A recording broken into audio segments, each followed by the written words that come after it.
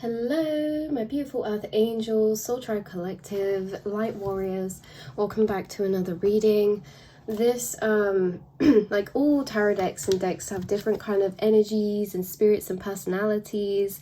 I haven't used this deck in ages and I kept feeling it come through in the astral. It was like, Lauren, use me, I have a message. And I was like, okay, and then I forgot about it. And then when I was walking today, I looked at the clouds and there was a cloud that looked exactly like the Chariot card, specifically in this deck. So I was like, right, this needs to happen. There's a message for you guys in here. The Chariot card's all about forward movement, motion, willpower. It's about progression. So yeah, and this is the Golden Pocket Journey Tarot. So you guys are on a golden journey. 0055 I just saw. You guys are on a golden journey, or there's this thing about golden energy being very strong in your presence. Golden vibrational energy, which is so angelic, and that golden color energy. This is like the sun's golden rays, sun card energy, you exuding this sunshine, warmth type of vibe, this fire, this illumination, this clarity, this truth, this authenticity, you guys, and making a lot of progress in your journey. So let's just see what message this deck has for you guys. Let's have a little look. Right, I'm just going to shuffle here next to the camera because I don't want to break anything. Sometimes the cards come flying out. Right, what is the message that you have, beautiful Golden Journey Tarot? What is the message that you have for this beautiful collective? The Knight of Pentacles. Wow. So the Knight of Pentacles, let's actually clarify this before we get into it because we need to see what this is about. Knight of Pentacles is a slow moving energy, but it's slow and steady wins the race. This is like growing crops in a field, and how longer journeys have a lot of fulfillment at the end when we have that patience. Like you guys, there's something that you could be putting time, effort, or energy into planning or doing. And this is a longer journey, right? So this is, we won't get carried away. We'll stick to the energies and then I'll clarify. But this is about a kind of energy you're embodying where you are slowly building a lot of stability within something, right? Or there's going to be a lot of stability slowly grown, and this is like when it's all ready to harvest, it's in abundance, right? Like something that you're doing is going to pay off big time in the future, and this could be something that you kind of just do because you love, or you put time and effort into it, but it's like an everyday thing. These are like little things that we're doing and adding to all the time, but slow and steady progress. So this is like your confirmation. You guys are making a lot of slow and steady progress, and with the Knight of Pentacles, this is something that, because it's so planned out and so like the journey isn't rushed, there's no rush with the Knight of Pentacles, and because of that, the ending of that, whatever this is, the culmination to this thing, is going to be very abundant and fruitful because it's taken the time to culminate in such a way. This could be like a future plan of yours, for sure. For some of you, this could be a future plan of yours to travel, a future business that you want to grow. This could be about you kind of putting effort into growing something creative, or you making plans, you investing. This could also be someone's savings, like, yeah, 4 and 4, someone's been saving up. And this is like, you guys, I always think with the Knight of Pentacles, don't be discouraged, because this is slow and steady wins the race. When something's grown slowly, it's more stable in the end because each part of its journey is more taken care of. It's more closer detail and closer attention is put into each step. So it works out very beautifully. So with this Knight of Pentacles, let's really clarify What is this about? What energy is the Nine of Pentacles about? What is it showing up in? What aspect is it showing up in or being applied to, this Knight of Pentacles? What is this Nine of Pentacles being applied to? The Nine of Swords. Wow. Interesting. So now we've turned from physical to mental and emotional. Wow. But this is very connected because whatever this is going on inside, yeah, this is a very futuristic energy with the Two of Wands. Again, this could be about moving, travel, expansion, expanding horizons. But this is very much about those dreams that you see far away in the distance or that feel far away. There's something about this energy of in the journey of us kind of going through these more divine journeys. They can be slower, they can build slower, but the fact of the matter is that it's still coming, that these visions that you have, these dreams that you have, even though they are in the distance, they are forming. Step by step by step, they're forming, culminating, and I'll tell you why, because this is linked up to the physical and the spiritual, because with the Nine of Swords, this is all about the inner emotional and mental realms, right? This is about how the energy that you've been cultivating within yourself is going to materialize on the outside in almost a delayed type of way, because the Knight of Pentacles, yes, this is picture your crops growing in the field and all of them forming underneath the ground first before we get to reap and harvest them. This is perfect, you guys. So just like those vegetables that are growing underneath the ground that we can't see until they're done, this is the inner work that you've been doing. You have been cultivating within you nourishment, strength, and healing. And all of this things that have been going on inside your mental and emotional realm that you have been actually alchemizing and gaining strength again, and gaining hope, gaining belief, gaining perspective, motivation, self-love, like all of this healing you've been doing within is those vegetables growing. And it's going to get to a certain point where they become ripe within you, and then they materialize and show up on the outside. So this is a delayed effect of the energy that you're culminating inside, that when it finally hits you on the outside, it's coming as one big package. This is like a whole timeline shift, right?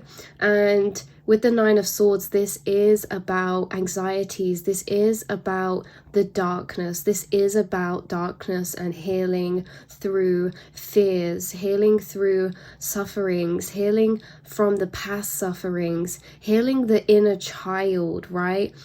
The inner child especially, you guys. But this is like really giving ourselves that gentle love to nourish us back to life, to bring us back to life. And all of this healing that you have done from these past sufferings and this reprogram you've done from childhood wounds, this is more powerful than you could imagine, more powerful than you think, because the more that you've been doing that internally, the brighter and more powerful your dreams have been becoming, the more vibrant and colorful your future dream world reality has been looking, right? Your daydreams, your visions of the future, the more of a brighter place they're becoming from the darkness that has been leaving you, from the healing that you've been doing. This has been maybe a slow process or journey when it comes to this healing, right? Because healing is a lifelong journey. But whatever this is speaking about specifically that caused this Nine of Swords, what was this? This is going to be different for everyone. Could have been some type of weighing up or hard decision that you had to make that was painful but ultimately for your benefit. This could have been a sacrifice or an ending of some kind, ending of a relationship, ending of a job. This could have been a loss. This could have been, like I said, this is personal to different people that caused this Nine of Swords, but wherever it was, it caused you to retreat inwardly. It caused a hermit period of time of cocooning, of healing, right? So whatever happened, this is like afterwards, we go into this hermit mode period of time where we're healing from what has been, right? Because what I'm being guided and drawn to is battle wounds from this incarnation. And obviously time doesn't really matter. So these battle wounds can be from childhood, these can be from adulthood, these can be from teenagehood. Whenever this was, the things that happened, when we're in the battle, we don't feel our cuts because we're busy fighting. But when the battle is over, that's when we start to feel the pain of the wounds that we had. We didn't feel them before because we were in adrenaline, we're in fight or flight, you know. This could have been like for a period of time in childhood, or because of anxieties, or the way that this matrix is laid out, or karmic connections, or something of this. You were put into fight or flight, your inner child nervous system. So this inner child nervous system that got put in fight or flight, actually you then got moved out of this and got moved into this hermit period of time where you were more reclusive. This was about your healing. This was about hibernation. This was about, regrowing back from that. And what you did in this hermit period of time was actually heal your nervous system to break out of fight or flight. And you've regulated now your nervous system in a way that your inner child is feeling safe. And that's why your future dreams have been looking brighter and you've been feeling more optimistic about the future, because you are no longer in this fight or flight type of state where your inner being had to segregate and protect your inner child. So this could have been when you were around very not nice situations, people, toxicity, or maybe a lot of chaos was happening in your life. Like I say, there is no timeline on this. So this could have been years ago. We hold trauma within our bodies, you guys, and there was something that happened that you inwardly, the protective part of yourself took your inner child and sealed it in a box to keep them safe. And now that you have moved out of that, you have done a lot of healing, you have gained a lot of peace again and a lot of strength in this hermit period of time, right? And it ultimately led you to this full energy of this newness, this new beginning, new fresh eyes. And the Nine of Pentacles is like finding all of your self-value, self-worth back, knowing your beauty, seeing yourself through the eyes of love, and also feeling very independent. This independence that has been formed, which you are now become a safe space for your inner child to thrive. And now you're looking towards expansion. Now that we can dream, now that we have taken ourselves out of that fight or flight energy, and not taken ourselves, but it takes time to heal, doesn't it? We're constantly healing, but you've done such a large part and majority of this. And like I say, this could have been a long-term healing process, something that happened within childhood or within your younger years or from a long time ago that was stored trauma energy. And this is why slowly over time the fruits inside of yourself have been regrowing back without anyone seeing, right? Inside of yourself, these beautiful flowers have been taking root.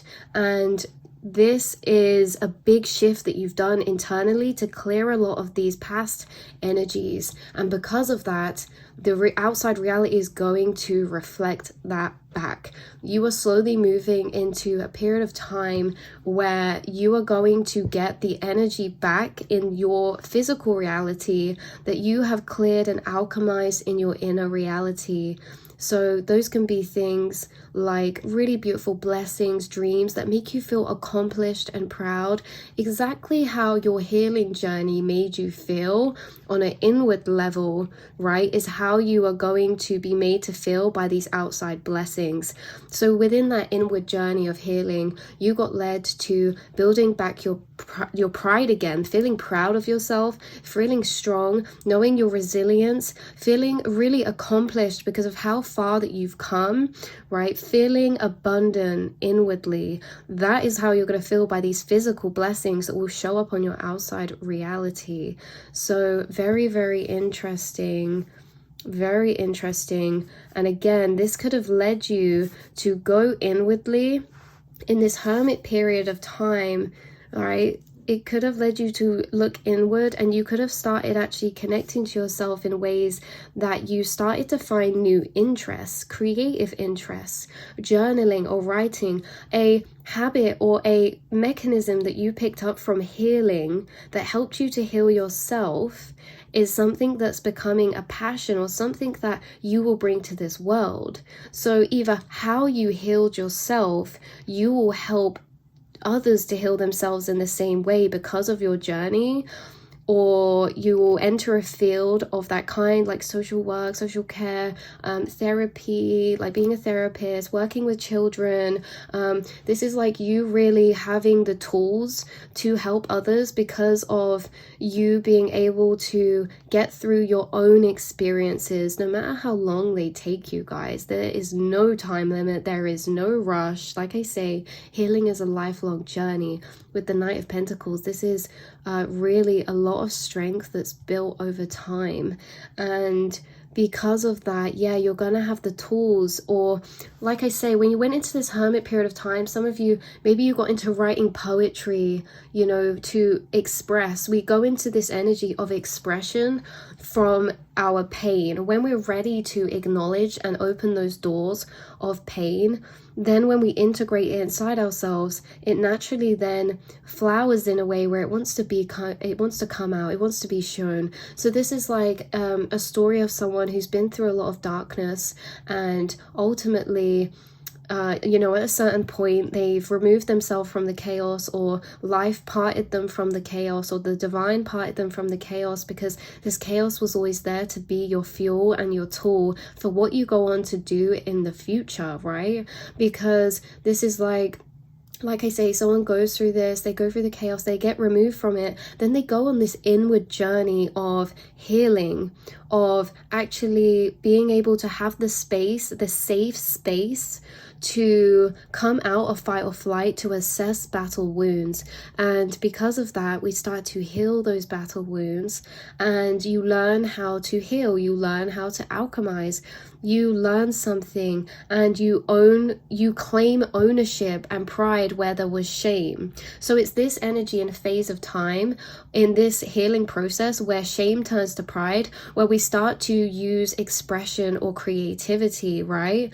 And this could be speaking for some of you. This could be a passion to help others in the same type of way. This could be a creative outlet that you get into, that the places where you felt shame, now you're feeling pride, and naturally we want to express that. So it's like if you did journaling in certain periods of time about these energies, then it's like you get into writing, you start writing poetry, and then you publish your poetry book, or you get into learning about the mind, the nervous system, mental health. And it's like this whole blooming throughout the process of your whole life, that when we slowly move through this journey, you start to use it as your tool for what you came for, what you came here for, to do, to share, right? You guys are someone who has a lot of wisdom. You're someone who's seen the depths of the mind in the dark and light places now. And you're someone that has been reborn. You're someone who's died this lifetime and been reborn, okay? You've died in a spiritual sense of initiation, where we go through these really heavy, dark energies, like the dark night of the soul.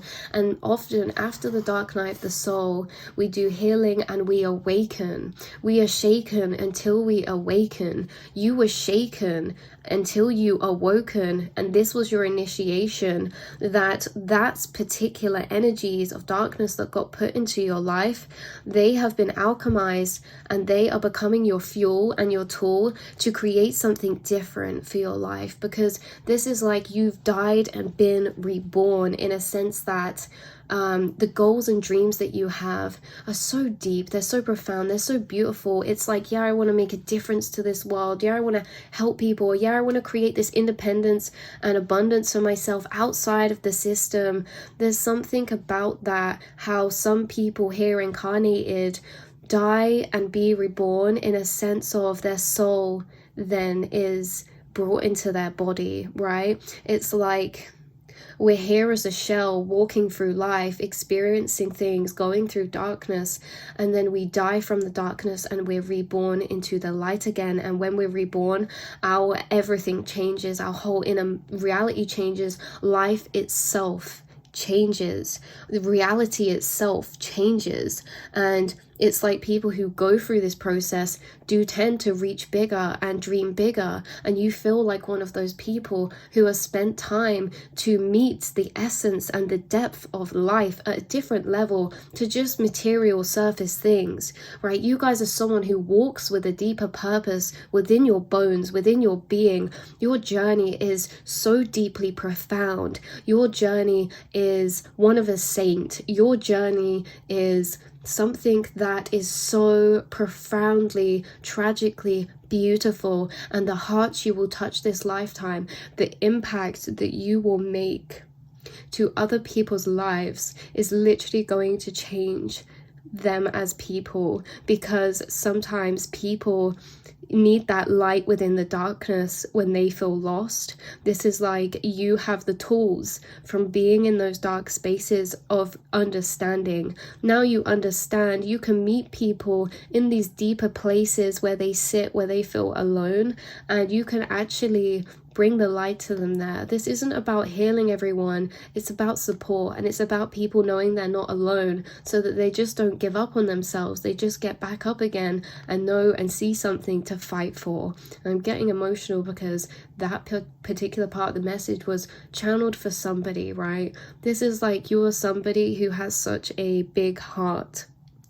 You have such a big heart, and anyone who has experienced this type of darkness that you have, like, would be shocked at how big and beautiful your heart is, how loving you are. And it's reminding me of this energy of how pain digs holes so that we can hold a bigger capacity of love. Like, the areas in which pain digs holes and creates and hollows out empty spaces inside ourselves is the same place where we get to hold more love, right? Because picture your heart as a ground of soil, right? And someone comes along and they dig chunks up out of that soil, and that is painful for you, the soil, to be having pieces of yourself removed.